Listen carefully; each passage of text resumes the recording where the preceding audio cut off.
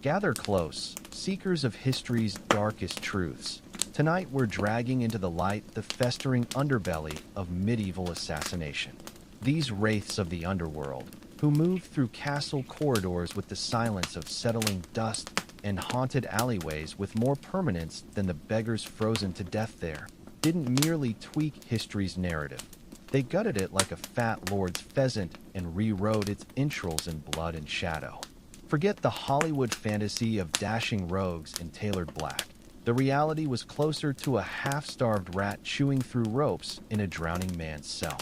So before you settle into your comfortable modern existence, where the biggest danger is spilling coffee on your keyboard, do us both a favor. Smash that like button until your finger aches. Subscribe if this brand of historical horror appeals, and scream into the void, aka comments, your location and how many candles you're burning at this ungodly hour.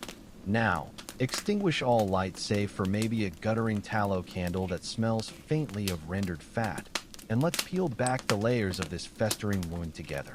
Let's lance this romantic boil with a red-hot dagger of reality. Not one single miserable wretch in all Christendom, not even the village fool who ate dirt for entertainment, ever awoke from their lice-ridden straw pallet proclaiming, by Satan's sweaty balls, today I choose to become a legendary assassin.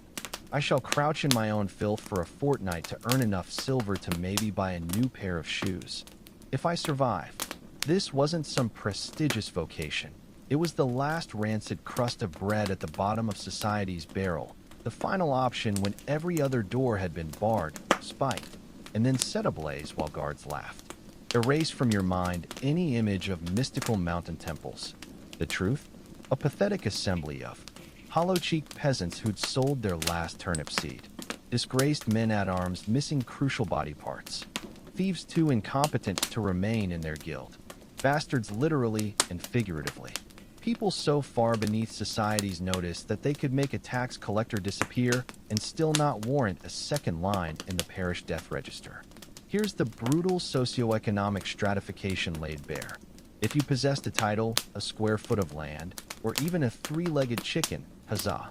You were the pampered sort who commissioned murders, not committed them. But if your personal history included such highlights as heavy checkmark, escaped the dungeon through the latrine chute. Heavy checkmark, known for making inconvenient people vanish. Heavy checkmark, can enter and exit a room without the dogs barking. Then somewhere in a tavern so foul the rats carried plague doctors' masks, a sweating functionary was already nudging a suspiciously stained purse across a table while whispering a name through breath that could wilt flowers. And that name was never Old Tom the Harmless Miller. Your potential clients? Dukes who slept in full-plate armor with a food taster at each elbow. Bishops who tithed orphans into early graves. Warlords who traveled with human shields and attacked mastiffs fed on executed prisoners. The payment might make your empty stomach clench with possibility, but the job details would have you vomiting last week's rancid pottage. Time to shatter the first delusion with the force of a blacksmith's hammer. Medieval assassins didn't train in some mist-shrouded Shangri-La, where wizened masters dispensed koans between incense swirls. No training sequences set to inspiring lute music. No stirring monologues about the assassin's code. If you acquired any skills, it was because you'd somehow survived your first 5 botched contracts. Perhaps by accidentally poisoning yourself just enough to vomit up most of the toxin before your organs liquefied. Former soldiers had a slight advantage. At least they knew which end of the blade to hold without needing stitches afterward. Everyone else. Stabbing is nature's first lesson. Escaping the scene without leaving a blood trail that even a blind monk could follow. That required the miraculous intervention of luck, stupidity, and possibly a drunken guard shift. No illuminated manuals titled Murder for Beginners. No cheerful guildmaster handing out first assassination merit badges. Certainly no helpful frescoes depicting where the bishop hides his private staircase.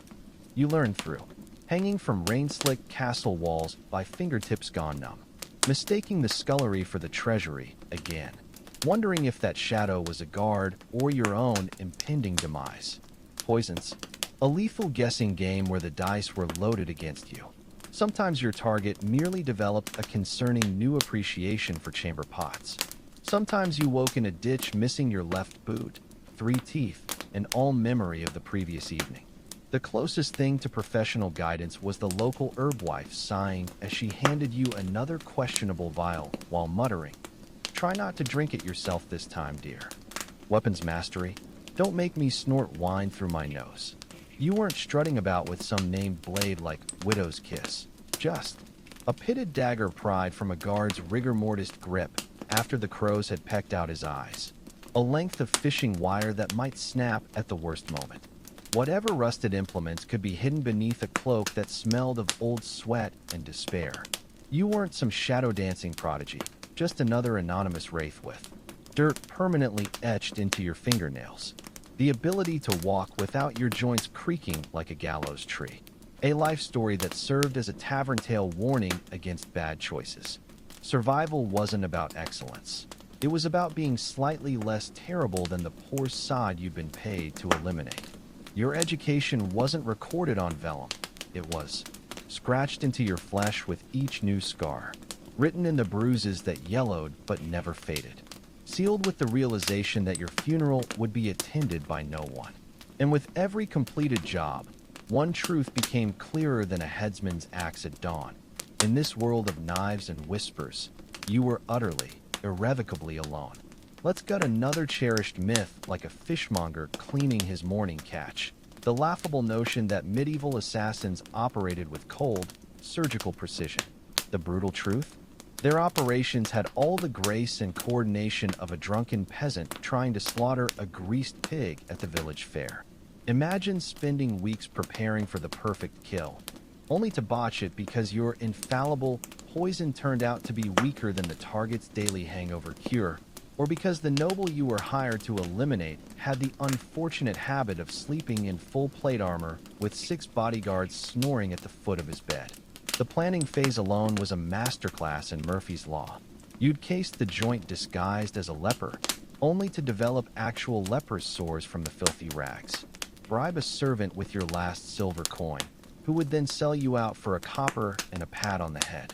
Memorize the guard rotation patterns that changed the moment you committed to the plan.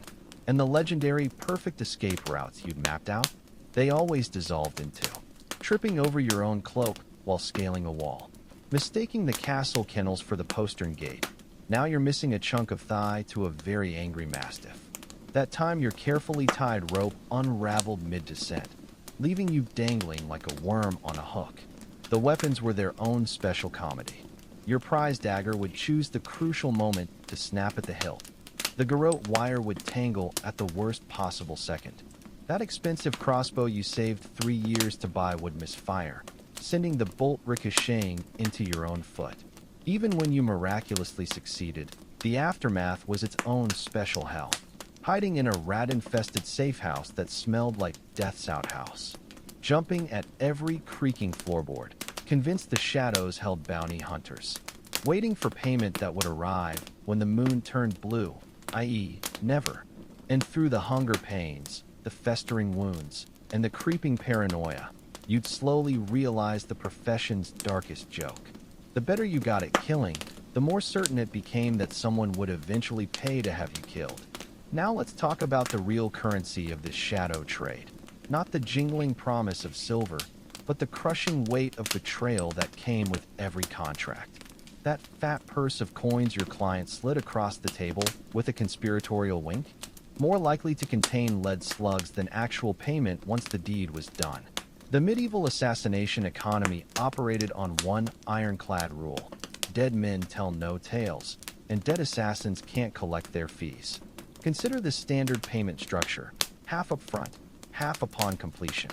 Sounds fair until you realize the half up front was usually 30% at best and weighed suspiciously light. Upon completion actually meant after we confirm you didn't embarrass us. Confirmation often involved sending another assassin to confirm your death. The creative accounting was legendary. The baron who paid you in debased coinage that turned your fingers green. The bishop who compensated you in holy relics, chicken bones dipped in gold paint. The merchant who promised a share of future profits from a ship that conveniently sank. And when clients did pay in full, that's when you needed to worry most. A fully compensated assassin was a loose and needing trimming, a walking liability, tomorrow's floating corpse in the river. The worst were the political setups, jobs designed to fail from the start. You'd be fed false intelligence about guard rotations, secret passages that led directly to the dungeons, poison that turned out to be harmless flour, all while some noble's nephew waited with a company of crossbowmen to catch the villain. Your corpse would then be displayed as proof of the target's vigilance, while the man who hired you denounced your unspeakable crime with crocodile tears. Even the rare honest payday came with strings, coins minted with the target's face, making them impossible to spend.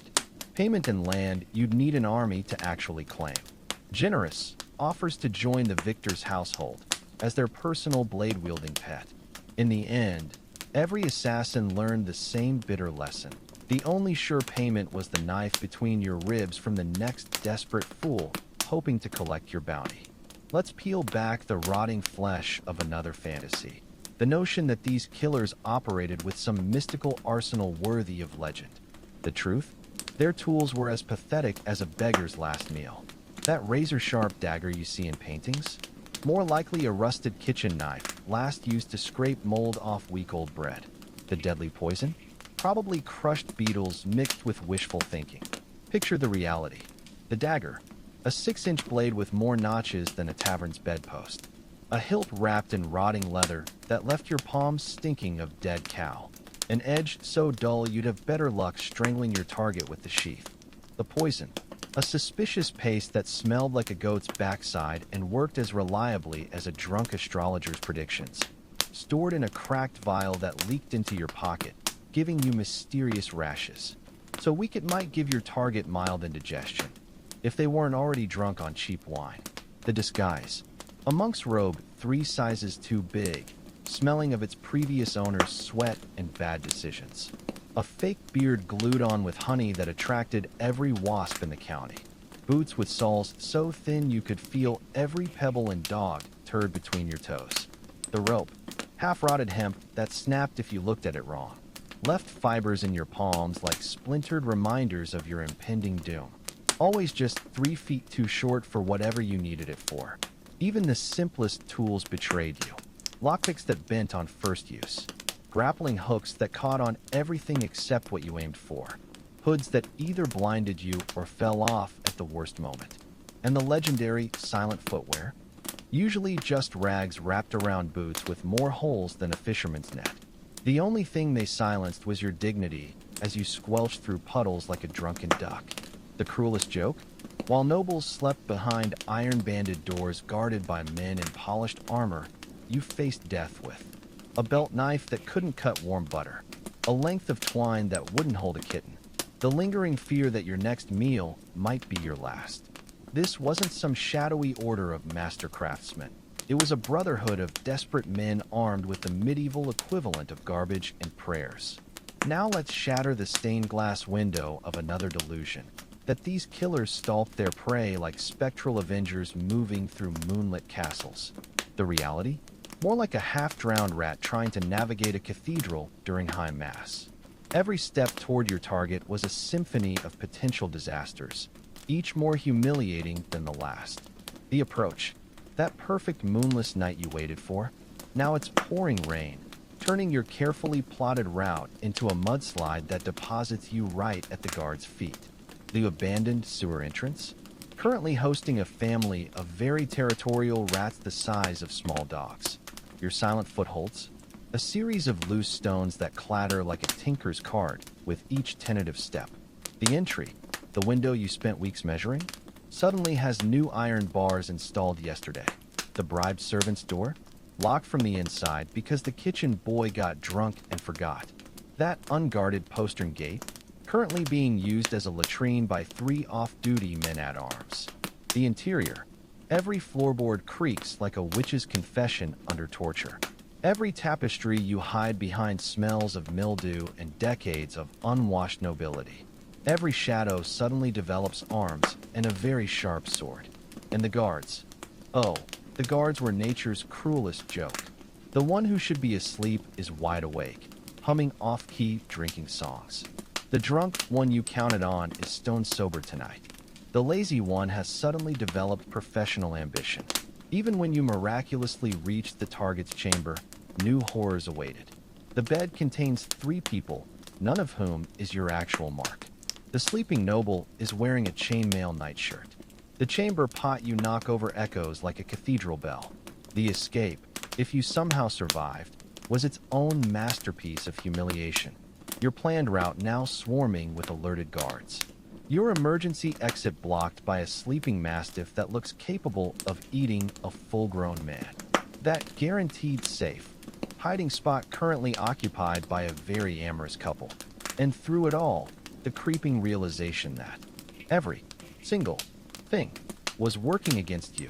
The architecture, the weather, even the damn furniture. The only thing missing was the castle itself developing consciousness to personally thwart you. Let's flay open another grotesque misconception, that these shadow walkers died quick, clean deaths worthy of a bard's ballad. The truth? Their demises were as messy as a butcher's apron after market day, each more creatively humiliating than the last. When an assassin failed, and they always failed eventually, the universe conspired to make it a spectacle worthy of the darkest comedy. The poetic justice deaths. The master of poisons choking on a chicken bone during his last meal. The lockpick expert trapped in a chest that's somehow locked from the inside. The legendary escape artist hanging himself with his own garrote wire. The betrayal deaths. The client who paid you in wine, laced with your own signature toxin. The lover who turned out to be the target's daughter with very sharp teeth. The safe house that was actually a well-disguised oubliette. The stupid deaths. Tripping over your cloak while fleeing, impaling yourself on your own dagger, mistaking a sleeping bear for a convenient hiding spot. That time you accidentally poisoned yourself testing the poison. The ironic deaths. Crushed by a falling statue of the noble you just assassinated. Drowning in a moat you'd bragged you could swim across blindfolded. Starving to death in a grain silo because you couldn't get the damn door open. And then there were the deaths that defied all explanation. The man who vanished into a castle's secret passage that no one could ever find again. The corpse discovered in a locked room with 17 knives in its back, all his own. The would-be killer who simply stopped being, as if erased from existence. But the cruelest fate wasn't death, it was survival. The crippled wreck forced to beg outside the castle he once infiltrated. The tongueless wretch serving ale to the men who ordered his assassination. The broken thing that used to be a man, now just a living warning to others. In the end, every assassin learned the same brutal lesson. You weren't the hero of this story. You weren't even the villain. You were just another cautionary tale waiting to happen, your name destined to become either a tavern joke told between rounds of cheap ale, a ghost story to frighten disobedient children, or most often, nothing at all. Let's strip the varnish off another gilded lie, that these killers operated in some shadowy brotherhood with its own codes and honor. The truth?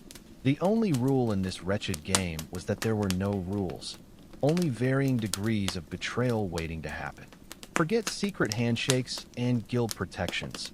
You had better odds surviving a tavern brawl naked than trusting another assassin. The mentorship farce. That grizzled veteran offering to teach you? Just a con man looking for someone to take the fall for his botched jobs. The sacred oath of brotherhood? Worth less than the spit you used to seal it. The promised share of future earnings? As real as the unicorn tapestries in the Lord's Hall. The guild hall fantasy. That assassin's tavern where deals were made? Just a front for the City Watch's informant network. The coded messages carved into alehouse tables? Mostly drunken nonsense from failed poets. The legendary vault of shared resources? An empty strong room with a dead rat in the corner. The code of conduct myth. Never betray a client unless they pay better. Honor your contracts until a better offer comes along. Protect your brethren by selling them out first. The recruitment lies. We're a family of backstabbing vipers. The work is steady if you count hiding in ditches as employment. You'll die rich in a debtor's prison. Even the rare instances of cooperation were poisoned. That perfect team for a castle infiltration? Three strangers who'd all been promised soul payment. The foolproof distraction? A fire that somehow spread to your escape route. The trusted lookout? Currently bargaining with guards over your bounty. And when things went south, as they always did, the so-called brotherhood dissolved faster than salt in soup. Your partner suddenly remembering an urgent appointment elsewhere. The backup that mysteriously never arrived. The safe house that wasn't so safe when the guild needed a scapegoat. The bitter truth? The only true code was this. Every man for himself. Every coin counted twice. And every handshake came with a hidden dagger. You weren't joining some ancient order. You were volunteering to be the next sacrificial lamb in a game where the house always won. Let's gut the final sacred cow. The romantic notion that these killers left behind some dark legacy etched in history's shadows. The brutal truth? Most vanished without leaving so much as a grease stain on the parchment of time. Their entire existence amounted to less than the scribble a bored monk might leave in a margin. The legendary reputations. That assassin who supposedly killed a duke with a feather? The truth was a drunk noble tripping on his own cloak pins. The phantom said to move through walls. Just a burglar with exceptionally flatulence. The whisper of the kingmaker? Some poor sod who got lucky once before choking on an apple core. The gravestones that never were. Unmarked pits outside city walls where the corpses piled like firewood. Quicklime graves that dissolved flesh and memory with equal efficiency. Riverbeds where the currents patiently unraveled tied stones and identities alike. The paper trails. Trial records that listed you as the prisoner or some vagabond. Tax rolls that somehow always forgot to count your hovel. Church registries where your baptism got overwritten by a wealthier man's bastard, even when they succeeded beyond all odds. The chroniclers credited divine judgment or natural causes. The balladeers sold the story to whichever lord paid most. The witnesses all developed sudden convenient blindness, and the rare few who did get remembered, their legacies were warped beyond recognition into morality tales, attributed to someone more respectable, used as scarecrows to frighten disobedient children. The cruelest joke of all. The only assassins who achieved immortality were the ones who never existed, the phantom killers of legend, while the real blade-in-the-dark artists died coughing blood in some stinking alley, were remembered, if at all, as the villain in their target saint story, left behind only the weapons that would soon be used to kill their successors. In the end, they weren't even footnotes, just empty space between the lines, waiting to be filled by someone else's lies. Let's carve open the last festering wound.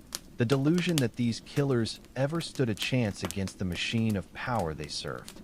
The crushing reality? They were nothing more than disposable blades in a game where the hilt was always held by someone richer, someone safer, someone who'd never know the taste of blood in their mouth from a botched job. The Lord's dirty laundry. That tyrannical baron you eliminated, replaced within a week by his even crueler cousin. The corrupt bishop you poisoned, canonized as a martyr while your corpse rotted in a ditch. The mad king you stabbed, his successor used your deed to justify purging entire villages. The economic truth. Your life's work amounted to less than a single year's interest on the target's estate. Your princely fee wouldn't cover the cost of the wine served at your target's funeral feast. The armor worn by the guards who killed you cost more than you'd earned in a decade. The aftermath realities. The castle you infiltrated at such cost had its weak points repaired before your blood dried. The guards you outwitted, given bonuses for the security review your attack prompted. Your innovative poison technique, now part of the royal physician's defensive training. Even when you miraculously changed history, the chroniclers attributed it to divine intervention or peasant revolts. The bards sold the story to the highest bidder, with your role minimized or erased. Your client took full credit while ensuring no loose ends remained. And the handful who survived long enough to see the consequences learned. You were never fighting individuals, just interchangeable faces on an immortal system. Every victory only strengthened the structures you thought you were undermining. The only real change was that now there were younger, hungrier fools willing to take your place. The final revelation that came too late for all of them? You weren't a player in the game. You weren't even a piece on the board. You were the blood that got wiped off the pieces after each move, unnoticed, unremembered, and already replaced by fresh spillage. Now let's drive the final nail into this rotting coffin. The pathetic truth that no one, not even their own mothers, mourned these would-be specters of the night. Their passing left less ripple than a drunkard's piss in a tavern trough. Their entire existence as forgettable as the name of last winter's plague. The funeral that wasn't. Your corpse dumped in a plague pit with the pox-ridden beggars you once looked down upon. Your few possessions already divided by comrades before your last breath fogged the air. That distinctive dagger you were so proud of melted down for scrap before sunset. The women who wept not. Your mother crossing herself and thanking God she'd never have to lie about your whereabouts again. That barmaid you thought loved you, already cozying up to the guard captain who killed you. The brothel madam keeping your favorite girl reserved, auctioning her off before your blood congeals. The legacy of nothingness. Your carefully cultivated street name now being used by 3 different imposters. That unique assassination technique, attributed to your rival who survived the job. The ballad someone promised to write, reduced to a drunken verse about some fool who got himself killed. Even the physical reminders vanished with obscene haste. Your rented room, relet before your corpse cooled. Your hidden cache of coins found by the landlord's thieving nephew. That distinctive scar you thought made you recognizable, eaten away by rats within a week. And the cruelest cut of all, the world moved on before you stopped moving. The tavern where you drank keeps serving the same swill to new faces. The street where you died gets repaved with no one recalling why the stones were uneven. The target's family erects a grand monument to commemorate surviving your cowardly attack. In the end, you weren't even a cautionary tale, just a brief unpleasantness, like a fart in chapel, noticed by all in the moment, but denied by everyone by the time the incense clears. Let's strip the last shred of dignity from this wretched profession. The laughable notion that these killers ever stood a chance against the relentless machinery of time and power. Their entire existence was but a brief flicker, less noticeable than a guttering candle in a thunderstorm. Their passing mourned only by the rats who lost a steady source of corpse meals. The tools of forgetting. The lime pits that dissolved flesh and memory with equal efficiency. The official records where your name was scratched out with such vigor the parchment tore. The tavern tales that transformed your greatest kill into a drunken punchline. The replacement protocol. Your rented room relet before the bloodstains dried. Your favorite tavern stool occupied by a fresh-faced fool within the hour. Your signature dagger technique copied, badly, by an amateur within a week. The bureaucracy of erasure. Tax collectors backdating your death to avoid paperwork. Parish priests misplacing your burial record. Chroniclers attributing your work to divine intervention or natural causes.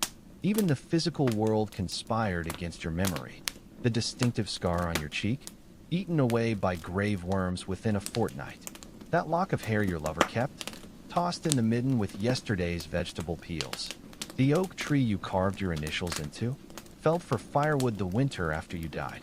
And when, against all odds, some fragment of your existence persisted, it was as the villain in your target's hagiography, as the punchline in a minstrel's bawdy song, or worst of all, as nothing more than a clerical error in some monk's ledger.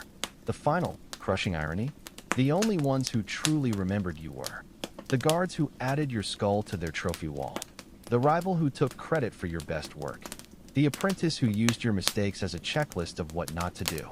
You weren't just forgotten. You were actively erased, your entire life reduced to a warning, a joke, or most often, a blank space where a name should be. Let's expose the final, most humiliating truth, that these so-called masters of death couldn't even control their own demise. Their endings were as messy as a butcher's slaughterhouse floor, each more ignominious than the last. their carefully cultivated reputations dissolving like morning mist under the harsh sun of reality. The pathetic final acts. The legendary poisoner who tripped and drowned in 2 inches of tavern runoff. The master infiltrator caught mid-job with his pants literally down. The famed escape artist who locked himself in his own hidden compartment. The equipment betrayals. That trusty dagger snapping at the hilt when you needed it most. The garrote wire getting tangled in your own cloak's frayed edges. The boots you relied on developing sudden holes during a rooftop chase. The biological humiliations. Your bowels giving out at the worst possible moment. That chronic cough choosing the stealth mission to turn into a full-blown fit. Your supposedly night-adapted eyes failing when a cloud passed over the moon. Even death itself mocked their pretensions. The swift killer stroke that turned into a slow, gurgling mess. The clean poison that made you vomit black bile for hours. The painless fall from the tower that left you broken but conscious. And when the end finally came, it was never cinematic. Choking on your own blood in some stinking alley. Being mistaken for a beggar and buried in a mass grave. Your corpse being robbed by the very urchins you used to ignore. The ultimate joke? Your life's work amounted to a few lines in a guard captain's incident report. A new cautionary tale told to fresh recruits. An improved security measure bearing your target's name. Not a legacy, not a legend. Just another lesson in how not to do things. Let's drag into the light the most humiliating truth of all. That these shadow dwellers' entire existence was built on a foundation of self-delusion thicker than a nobleman's castle walls. They clung to their pathetic fantasies like drunkards to empty flagons, each pretense more laughable than the last when exposed to daylight's cruel glare. The grand illusions. The master of disguise, whose fake beard attracted every wasp in the kingdom. The silent stalker, whose joints creaked louder than a gallows tree in the wind. The poison virtuoso, whose concoctions worked better as laxatives than lethal agents. The tools of self-deception. That rusted dagger you swore was blessed by dark forces. The stolen noble's signet ring you imagined made you look important. The moldy cloak you convinced yourself rendered you invisible. The rituals of pretension. The elaborate knife-throwing practice, with blades that couldn't pierce wet parchment. The midnight meditations that were really just exhausted collapse after drinking bad wine. The secret codes you scratched into tavern tables that no one ever noticed or understood. Even their most carefully constructed identities crumbled under scrutiny. Your street name was actually coined by a mocking guard. Your signature kill was an accident even you couldn't replicate. Your legendary escape relied on a guard having diarrhea at the right moment. And when reality finally punched through the fantasy, your carefully planned assassination attempt foiled by a chambermaid's laundry run. Your impenetrable safe house discovered because you forgot to pay the rent. Your fearsome reputation reduced to a punchline in the guards' drinking songs. The ultimate tragedy wasn't their failures, but that they died still believing. They'd been someone important. Their work had meaning. They'd be remembered, when in truth, they were just another warm body to fill a pauper's grave. Another nameless fool who thought he mattered. Another lesson in how not to live. Let's dissect the final, most bitter truth.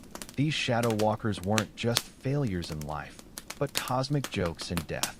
Their carefully constructed mythos unraveled faster than a cheap burial shroud, leaving behind only the stench of wasted potential and the echoes of their own delusions. The post-mortem humiliations. Your corpse used as a medical school skeleton when no one claimed it. Your distinctive facial scar becoming a carnival attraction labeled the mark of stupidity. Your prized dagger displayed as a curiosity in your target's ancestral hall. The legacy of laughter. Tavern patrons placing bets on how your replacement will die. Guards using your botched assassination attempt as training material. Children playing dead assassin with your discarded cloak as a prop. The biological betrayals. Your unrecognizable corpse identified by that embarrassing birthmark. The distinctive limp you thought made you mysterious now helping the coroner tag you. Your teeth's unique where patterns becoming evidence in an inquest you never anticipated. Even the elements conspired to mock you. The rain that washed away your carefully laid poison trail. The wind that blew your hood back at the worst possible moment. The stray dog that dug up your hidden weapons cache. And when the last traces of your existence were finally erased, your name misspelled on the death rolls, your possessions auctioned for less than the cost of a decent meal, your burial plot given to a more respectable corpse within a year. The ultimate punchline: you spent your life believing you were a shadow moving through history, a name whispered in fear, a legend in the making, when in reality, you were just a bad example, a cautionary tale, a grease stain on the parchment of time. Let's hammer the last nail into this rotting coffin.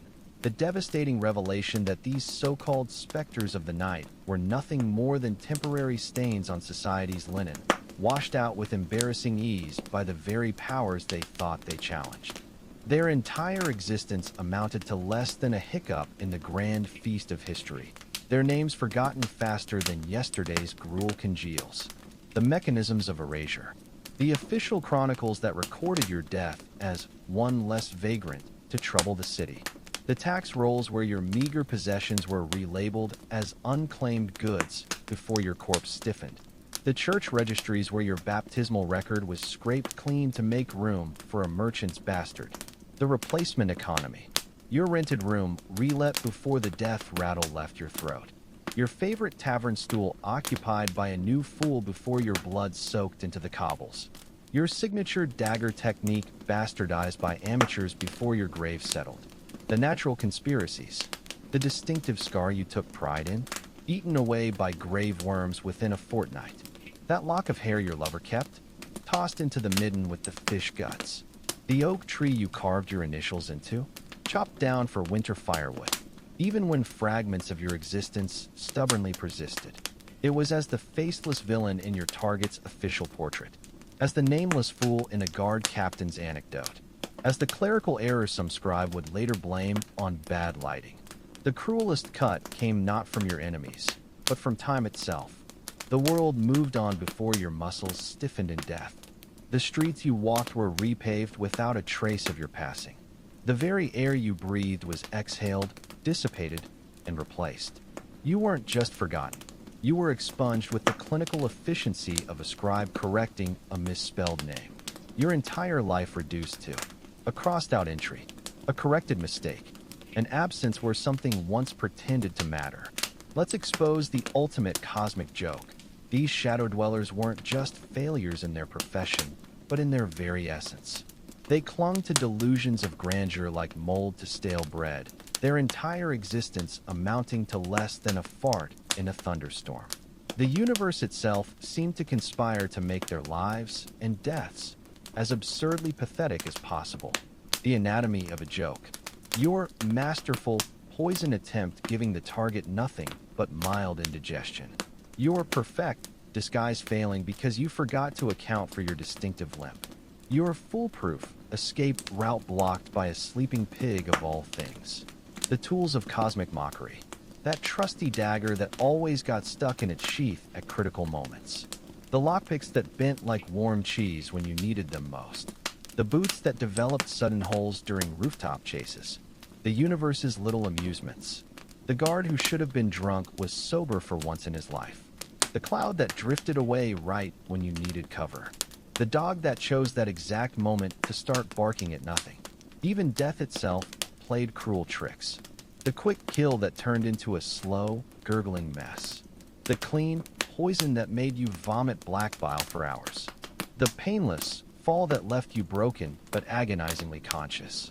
And when the end finally came, it was never dignified. Choking on your own blood in some stinking alley. Being mistaken for a beggar and tossed in a mass grave. Your corpse being robbed by the very street urchins you'd ignored. The punchline to the universe's joke? Your life's work amounted to a few scribbled lines in a guard captain's logbook. A new cautionary tale told to fresh recruits. An improved security measure named after your target. Not a legacy, not a legend, just another object lesson in failure. So here lies the ultimate truth, buried under centuries of romanticized lies. These wretched souls weren't even footnotes in history's ledger. just transient stains scrubbed away by the very machine they thought they could outweigh. Their entire existence was a Ouroboros of futility, each generation of blade-wielding fools destined to repeat the same mistakes with fresh enthusiasm. The eternal cycle. The recruitment. Another wide-eyed recruit swallows the lies, seeing glory where only rat-filled graves await. The delusion. The novice convinces himself he'll be the exception to every rule we've carved here. The disillusionment. Reality arrives like a rusty dagger to the gut, slower and more painful than anticipated. The tools of perpetuation. Tavern tales that turn past failures into seductive legends. The human mind's desperate need to believe it matters. The cruel mathematics that always provides more desperate souls than there are graves to hold them. The final irony. Even this accounting of their failures will likely be romanticized by some fool seeking deeper meaning, used as a recruitment tool by those who profit from the trade, forgotten as completely as the men it describes. For this is the true curse of the assassin's path, not that it kills you, but that it erases you twice over, first from the world, then from memory. And still, somewhere tonight, another fool picks up a rusted blade, licks his lips at the promise of silver, and takes his first step toward becoming nothing, less than nothing, just another empty space where a person used to be. But wait, lean closer, dear listener, for the most delicious irony still curdles in the shadows. These disposable killers, these human blades ground down to nothing by the millstones of power, did leave behind one lasting legacy after all, not in parchment or stone, but in the very fabric of the societies they failed to topple. The unintended consequences. That bungled assassination forcing lords to build higher walls, which bankrupted 3 generations of their heirs. The botched poisoning that made nobles switch from wine to beer, shifting entire trade routes. The escaped assassin who started a plague outbreak, depopulating the region enough to spark peasant revolts. The paper trail paradox. The court scribe who recorded your execution so meticulously his notes became the basis for criminal reform. The physician who dissected your perfect poison and accidentally invented a painkiller.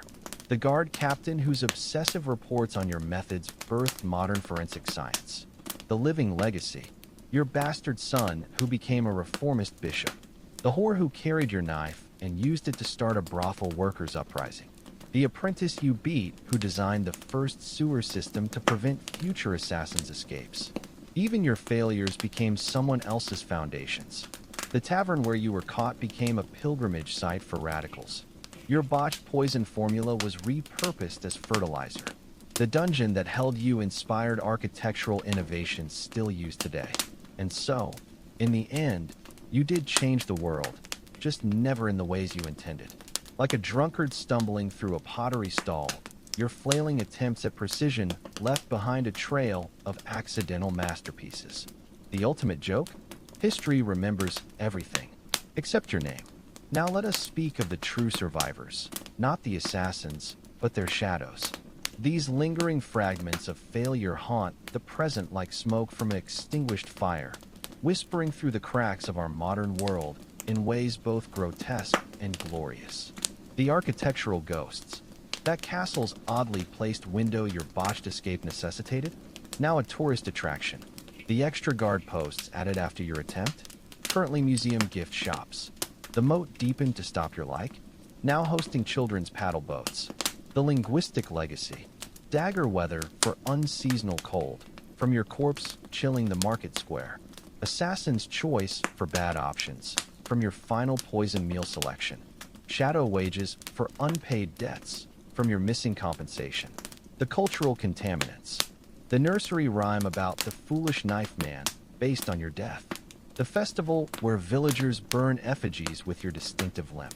The superstition about honeybeards bringing bad luck. Even your bodily remains found purpose. Your skull became a teaching tool for anatomy students. Your bones were ground into holy pigment for illuminated manuscripts. Your rusted dagger now crowns some noble's collection of historical curiosities. And so you live on, not as a man, but as a caution, a joke, a footnote in someone else's story. The final humiliation? This very account you're hearing now is being told by a bard who'll change your details to suit his patron's tastes. Your reality was so forgettable, even your truth must be embellished to endure. Yet in this grotesque dance of blades and shadows, the true masters of the game were always watching. The nobles who hired these disposable killers became unwitting prisoners of their own paranoia, building gilded cages from the very weapons they commissioned. The Lord's self-inflicted curses. The moats dug to stop assassins became breeding grounds for plague-bearing rats. The food tasters employed grew so powerful they demanded noble titles. The secret passages meant for escape now echo with the ghosts of murdered ancestors. The architecture of fear.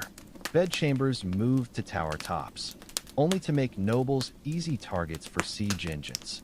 Banquet halls designed with poison-detecting silver tiles that bankrupted 3 generations.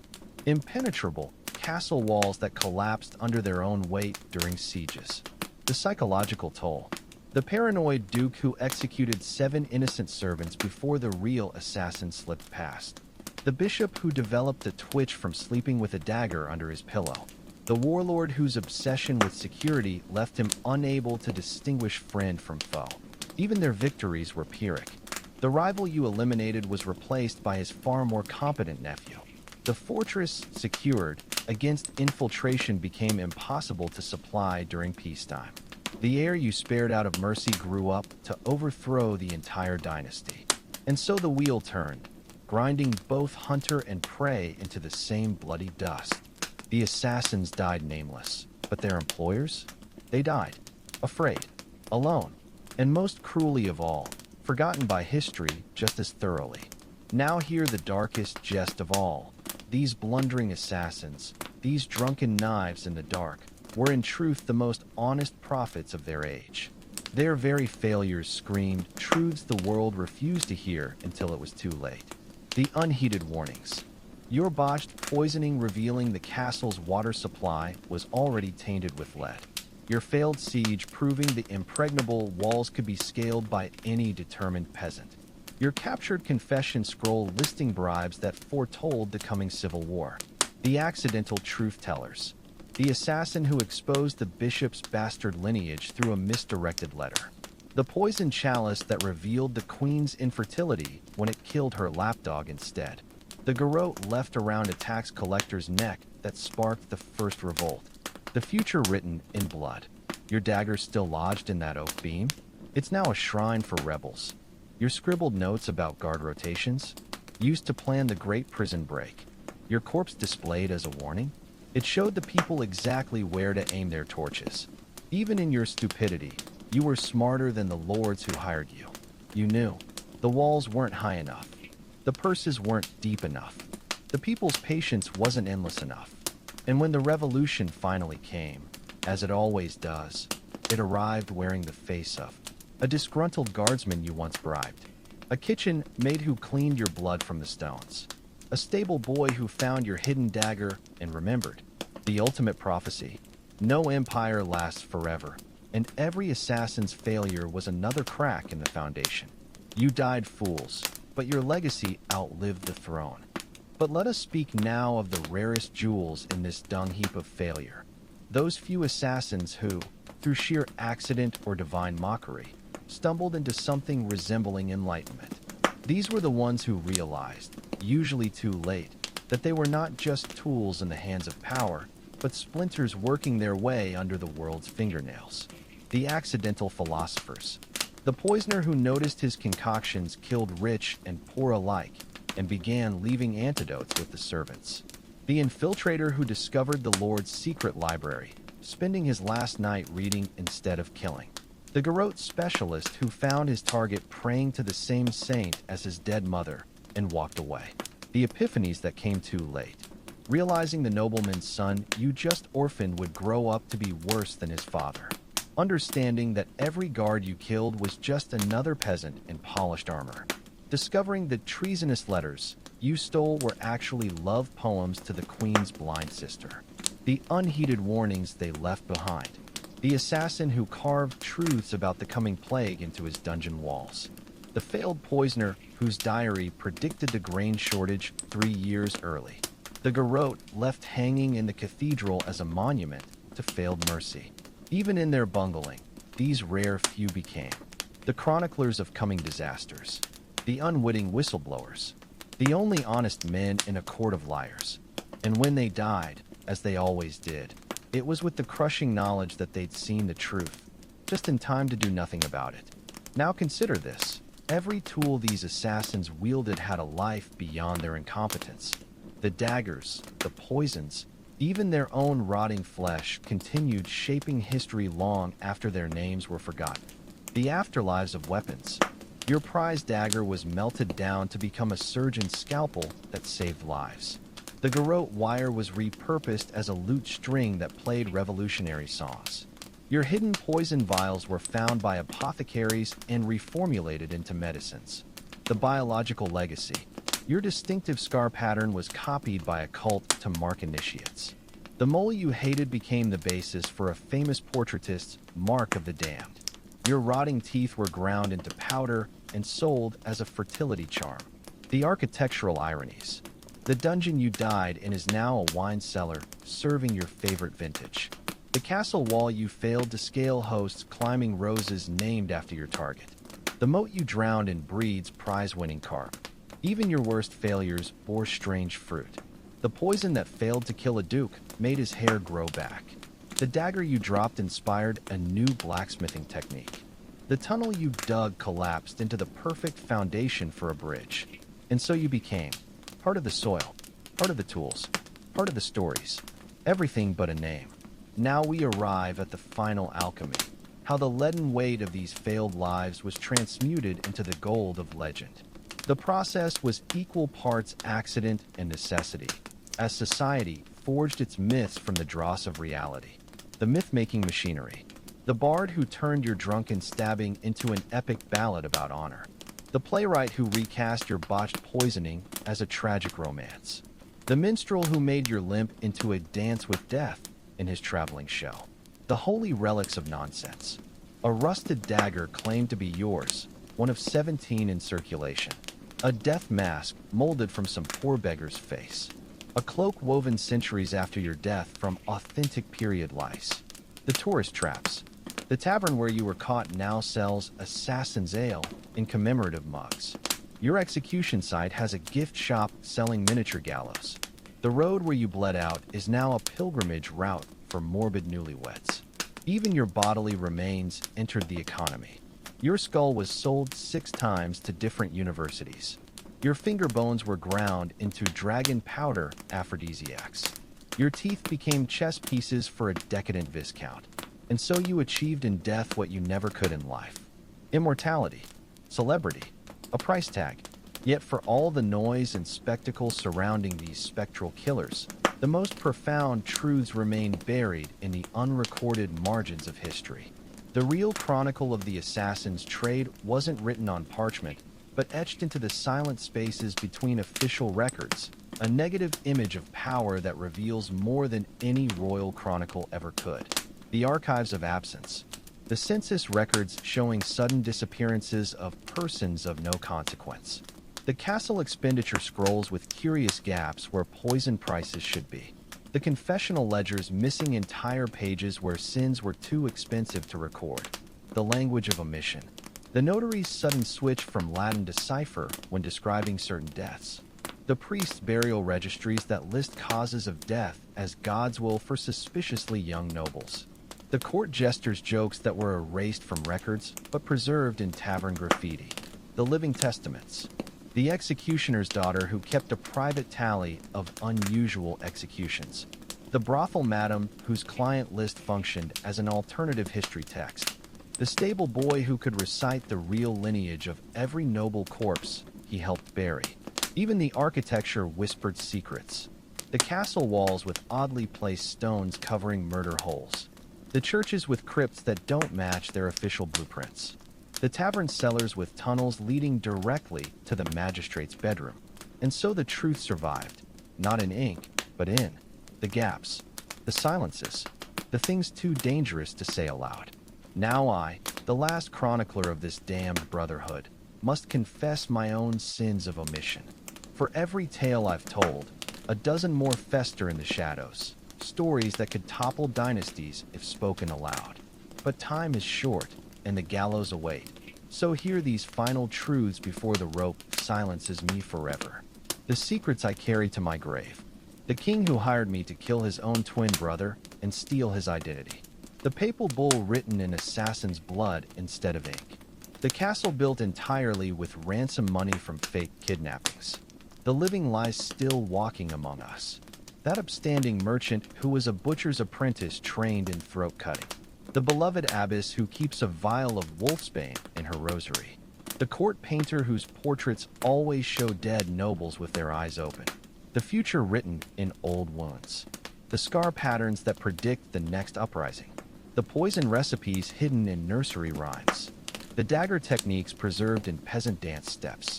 Even now, the legacy continues. Your baker uses a rolling pin modeled on a garrote handle.